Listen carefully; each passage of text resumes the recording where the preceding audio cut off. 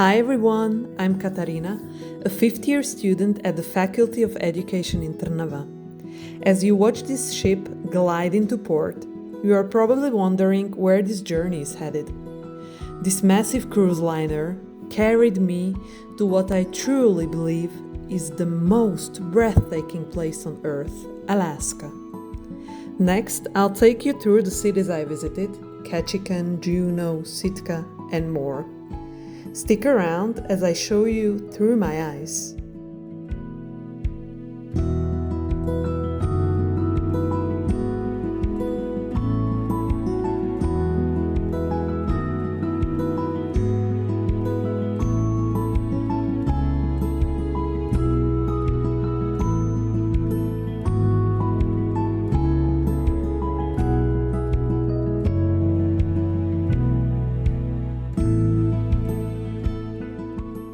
Ketchikan is nicknamed Alaska's first city.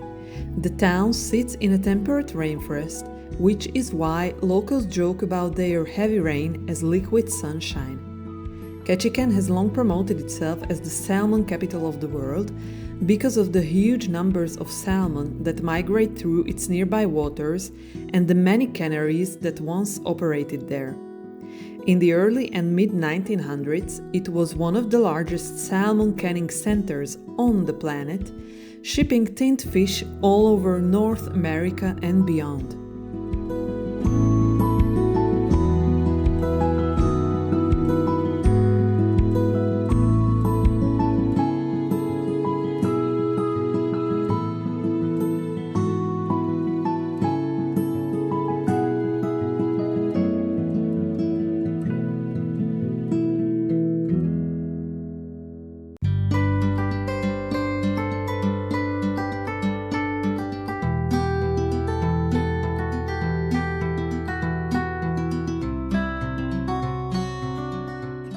Here we are in Potlatch Park near Ketchikan.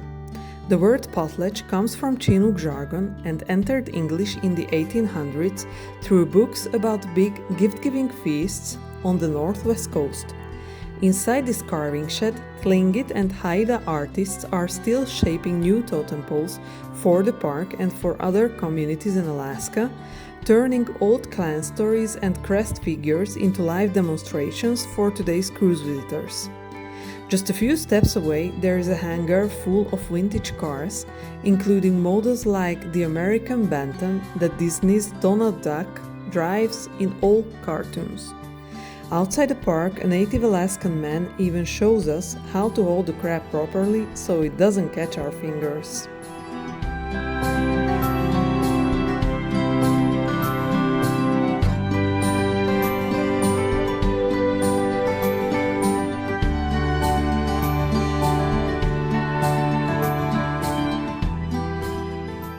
This is Saxman, a Tlingit community founded in the late 1800s when village leaders moved here to build a school and church. Today it holds one of the largest collections of standing totem poles in the world. Each pole is like a vertical storybook.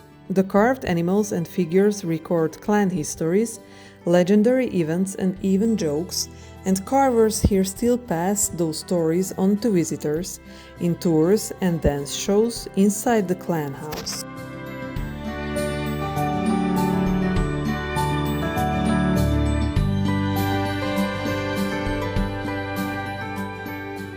Juneau is the capital of Alaska and one of the smallest and most remote state capitals in the United States, with no road connection to the rest of the North American highway system. People, food, and cars all have to arrive by plane or by boat, which makes it feel more like an island city even though it is on the mainland. Juneau is one of the busiest cruise ports on the Alaska Inside Passage, receiving more than 1 million cruise visitors in many recent summers. The city is almost famous for the nearby Mendenhall Glacier and the huge Juneau icefield behind it, which together makes the small capital one of the most glacier-covered urban areas in North America.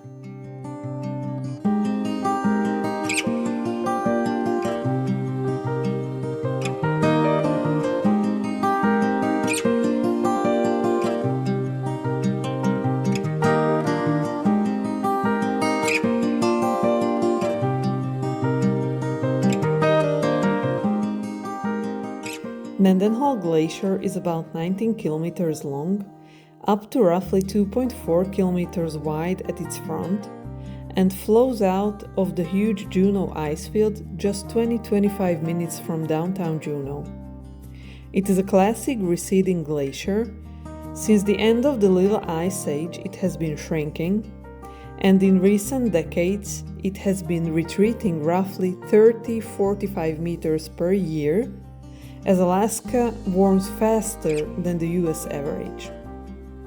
Mendenhall Glacier has become a kind of old friend to me. On different visits, I've hiked out to its face and into its blue ice caves, landed on top of it in a helicopter, and looked down on it again from a seaplane. Over the years, I've seen this glacier from almost every possible angle.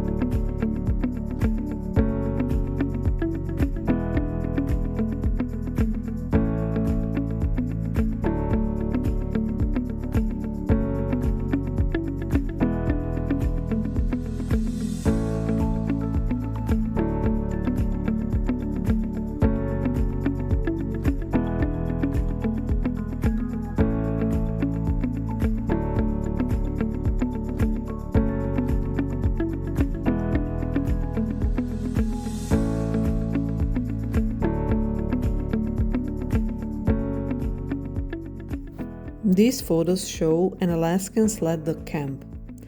Dog sledding is such an important part of life and history in Alaska that it became the state sport and inspired books like Winter Dance by Gary Paulsen, which is a gripping nonfiction of his rookie experience in the grueling 1,100-mile Alaskan dog sled race. It also inspired the animated film Balto, which brought the story of Alaskan sled dogs to audiences all over the world. The picture shows a humpback whale breaching in Alaska near Juneau on a whale watching trip. Humpback Whales is a short, large-format documentary narrated by Ewan McGregor filmed in the waters of Alaska, Hawaii, and Tonga, showing how humpback whales feed, communicate, migrate, and recover after near extinction. In Alaska, I also saw stellar sea lions relaxing on bright red navigation buoys. Stellar sea lions appears in children's literature, for example in Gene Walker Harvey's picture book Astro, The Stellar Sea Lion, which tells the story of an orphaned pup that is rescued and becomes an ambassador for his species. Mount Roberts towers almost 3,800 feet over Juneau and has a Tlingit name, Wushkinax Dei, which means the trail that never ends, showing how long people have climbed it. The tram, opened in the 1990s, lifts visitors about 600 meters straight from the cruise docks into the clouds in just a few minutes, making it one of the steepest and quickest urban cable cars in North America.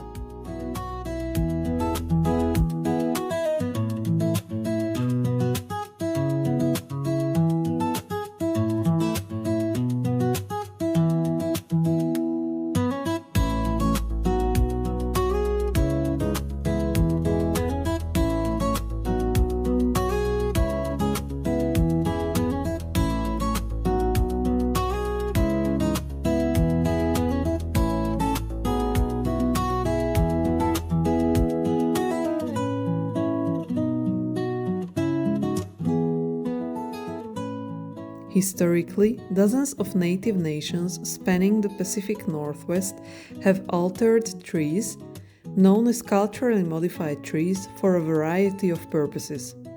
Red cedar was a popular tree chosen for modification, specifically for burial and funerary reasons. Tree burials proved popular in southern British Columbia and western Washington during the early colonial period, where this mortuary practice served a twofold purpose: to discourage non-native grave interference and to reflect socio-economic stratification amongst the deceased. Here you can see my ticket and photos from the White Pass and Yukon Route train out of Skagway. The railway was built during the Klondike Gold Rush of the 1890s, and it appears in many travel books about the last great gold rush. For example, Pierre Berton's classic non-fiction book Klondike and modern guidebooks that describe this line as one of the world's great scenic railways. Today, the old mining supply route has become the tourist railway.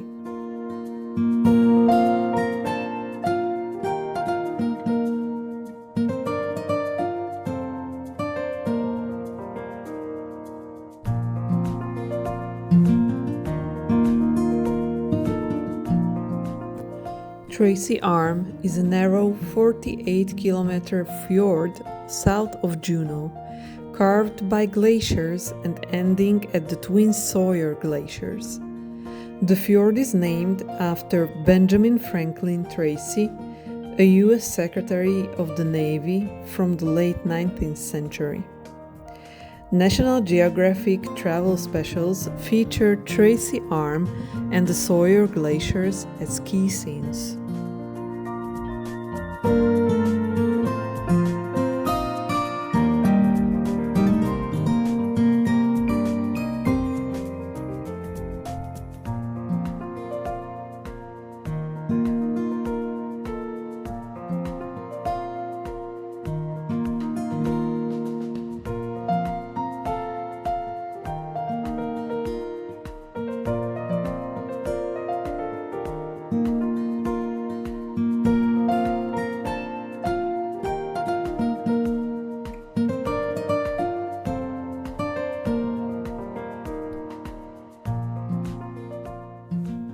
This is a close-up of a lupin flower, one of the most characteristic wildflowers of coastal Alaska's short summer.